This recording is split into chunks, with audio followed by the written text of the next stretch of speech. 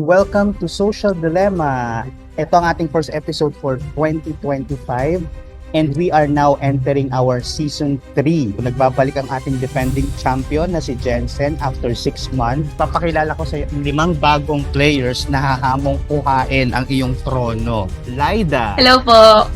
Richmond. Hello po. We have Romeo. Trixie. Hi. Hello.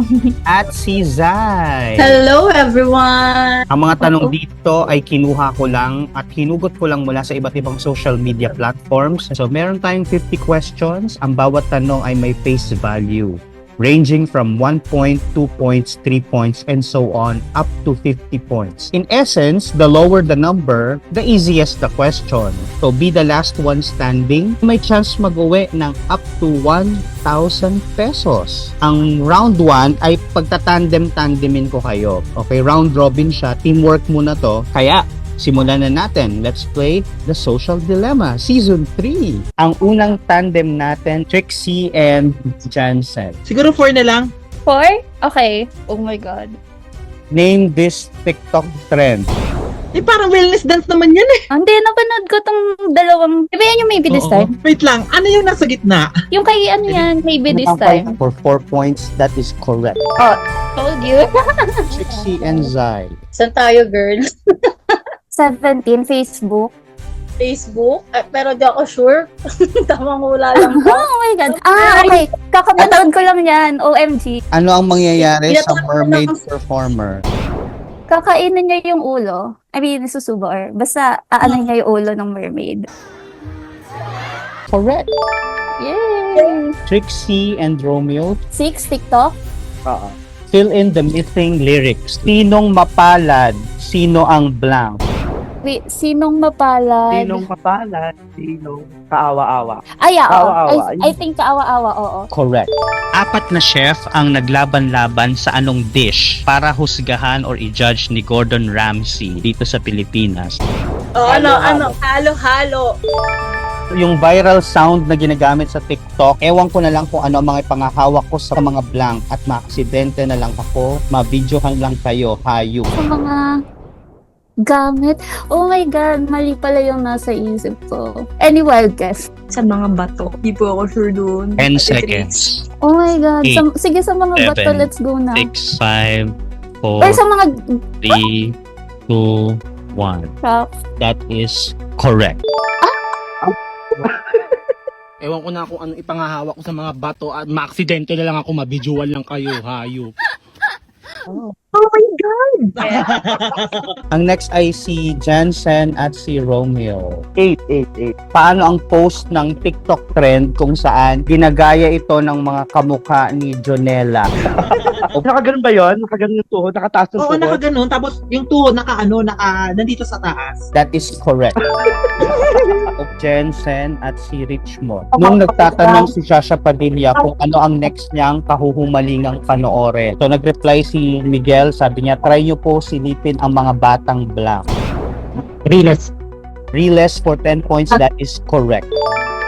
Next ay si Jensen at si Zai. Parang mas kinakabahan ako dito kaysa sa paparating na periodical exam.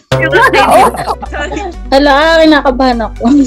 18. TikTok. Sa revised dress code ng mga government officials tuwing 2nd to 4th Monday of the month ay ano? Pilipinyana yan. Correct.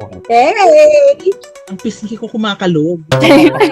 Laida at si Jensen. Sa TikTok, 21. Ano ang profession ng TikTok star na si Rainiel Pineda na naimbitahan maging influencer at endorser ng French fashion label na Jacquemus?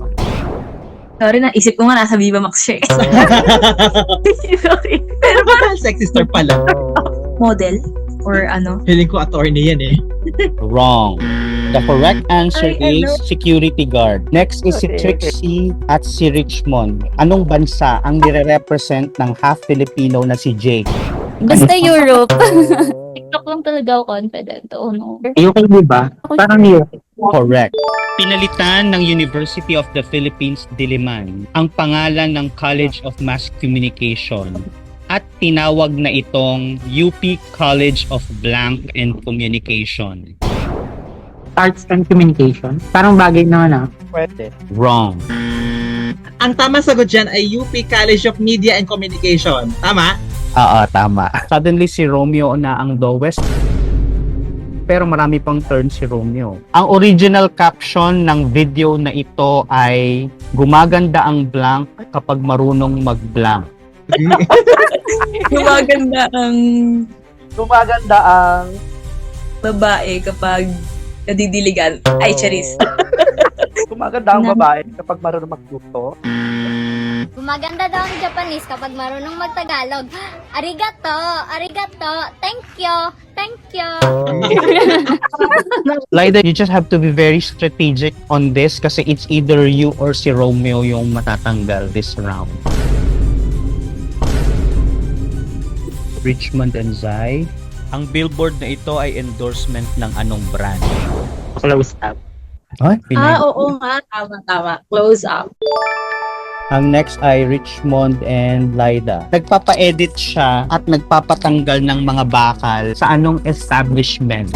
Saan yan sa Baguio, yung Glayas? Correct.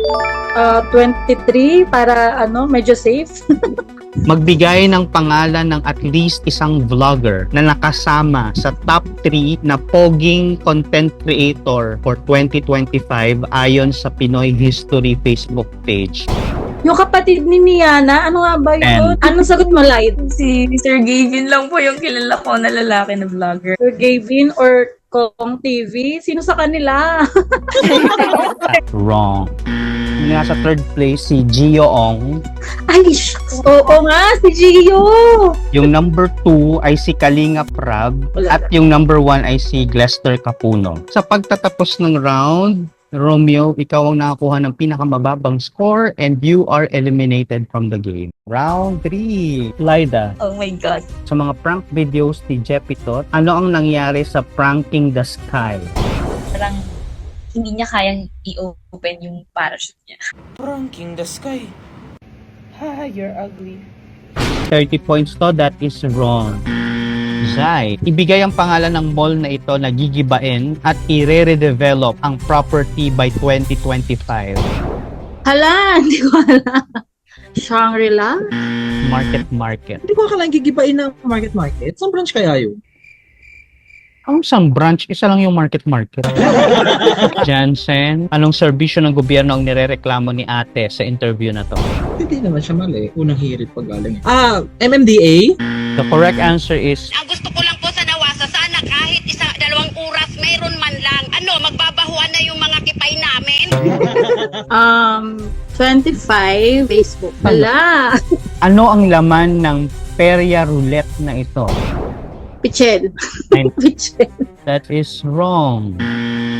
Hamster. Oh! Pag binuksan yon, yung hamster pipili siya nung color yata or number. Jansen, natapat ka sa friend request. Pwede kang pumili between Trixie, Zai, and Lyda kung sino ang gusto mo makasama. Facebook 32. At sino ang gusto mong isama. Si Trexie. Strategy mo ba to, Jensen, para ma-minusan ako?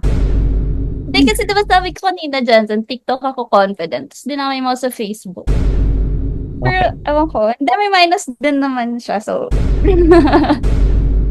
Ano ang tawag sa delikadong exhibition or stunt na ito na ginawa ng rider sa Marilake Highway sa Rizal na kanyang ikinamatay?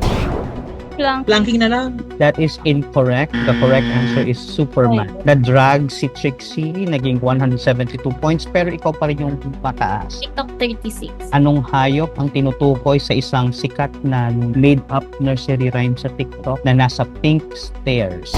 Sorry, rhyme ba na about sa pig? Pig na lang, sige. Incorrect. The correct answer is axolotl. Ano yun? Lyda, this is a flop zone. 47 po. Feeling ko, pag nadoble ko, panalo na ako dito eh. Fill in this missing lyrics. I'm looking for a man in finance, trust fund, 6'5", blank. Ay, hindi ko alam yan. Oh my God. Handsome. Wrong. The correct answer is I'm looking for a man in finance, trust fund, 6'5", blue eyes. so you're now down to 31 points. Uy, pataasan to ng score Anong nakakashock o nakakagulat sa short interview na ito sa lamay ni Gloria Romero? Nagkaroon sila ng alitan. Ang tamang sagot ay inakala nung nag-interview na siya si Flora Gasser, patay na si Flora Gasser. Ibig sabihin, ibang tao tong interview. Trixie, ikaw ang natapat dito sa Clout Chaser. Magpupustahan si Lyda, si Jensen at si Zai kung tingin nila mahuhulaan mo or hindi yung tamang sagot. Ang i-wager nilang points ay kung ano yung value ng pipiliin mong question. TikTok 42. Sa TikTok trend na shout out sa mga kabataan dyan, maanong ulam? Ano ang tinitinda ng batang nagsasalita?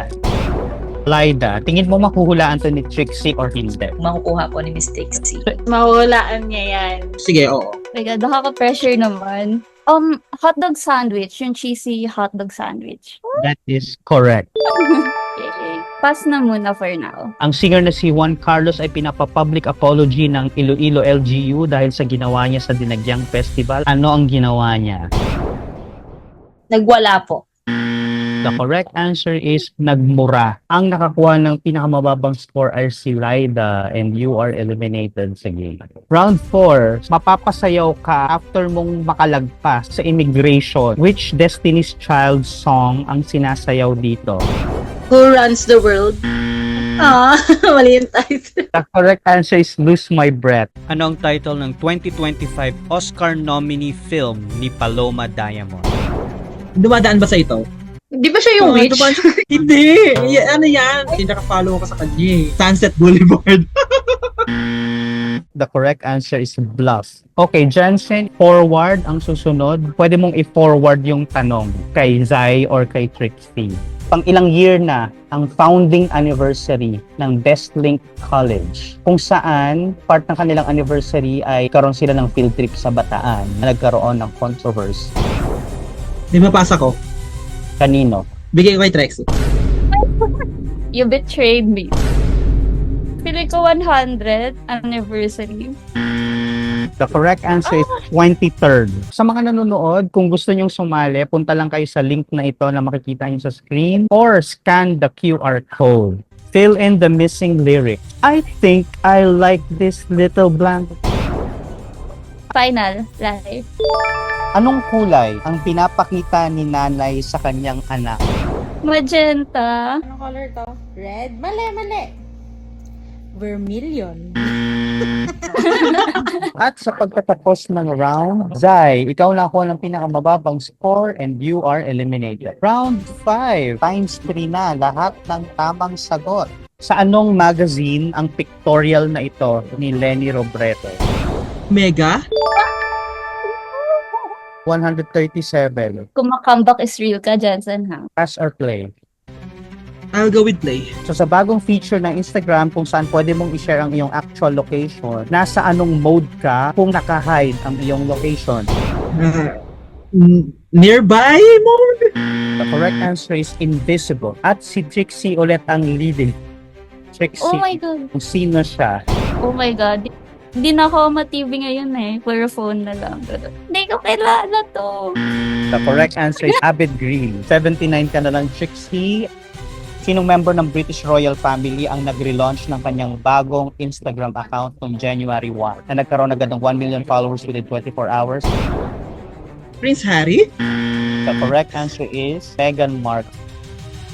Akalain Oh my mo, this will all go down to Trixie. So pag tumama ka, ikaw ang panalo. Pag nagkamali ka, si Jensen ang mananalo. Nahack ka ba kailan ang ex-account ni Angel Locsin? Tungkol saan ang shinare o tinweet nung hacker? Kasi nakahaya to si Angel eh. So, sige final answer, nanghihingi ng Gcash. Wrong.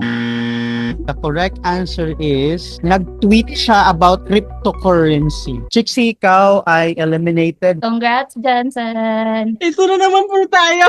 Jansen, congratulations! At by just winning the episode, nanalo ka ulit ng 300 pesos. Proceed na tayo sa ating jackpot round. Sa ilalim ng mga social media icons na yan, nakatago ang cash prizes. Get the correct answer, you will also get whatever amount ang nasa ilalim ng icon. You can win as much as 1,000 pesos. Pwede kang pumili ng dalawa. Facebook And and TikTok. una kong tatanungin ang TikTok. Which international pop band performed at the SM Mall of Asia Arena in Pasay on January 29 this year?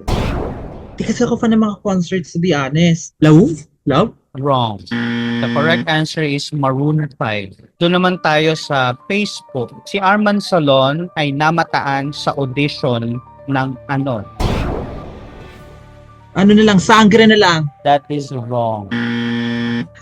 Cinemalayan. Wala ka na naman nakuha sa ating jackpot round, Jansen. Pero tignan na lang natin kung anong mga sinayang mo. Sa TikTok, yung Maroon 5, dapat ang makukuha mo ay 150 pesos. At sa Facebook, si Arman Salon ay nakita sa audition ng Cinemalaya. You could have won 300 pesos. On a positive note, ikaw ang kauna-unahan nating player na nag-back-to-back win. Thank you po talaga. Di ko akala mag-back-to-back ako siya. Makikita ka ulit namin sa susunod na episode. And that is all for today's episode. Thank you, netizens, for watching. Meron ka bang mga tropa or barkada na gusto nyong maglaro dito sa Social Dilemma? Sa mga gustong sumali, just email thesocialdilemma@gmail.com. Pwede ring individual, no? Pwede mag-jowa, kahit ilan. Follow our YouTube channel, youtube.com/@thesocialdilemma-game. Pwede ka ring sumali by registering dito sa link na nakikita niyo sa screen or sa QR code na aming pina-flash throughout the episode. I am your host, Benj, and see you again next time. Bye!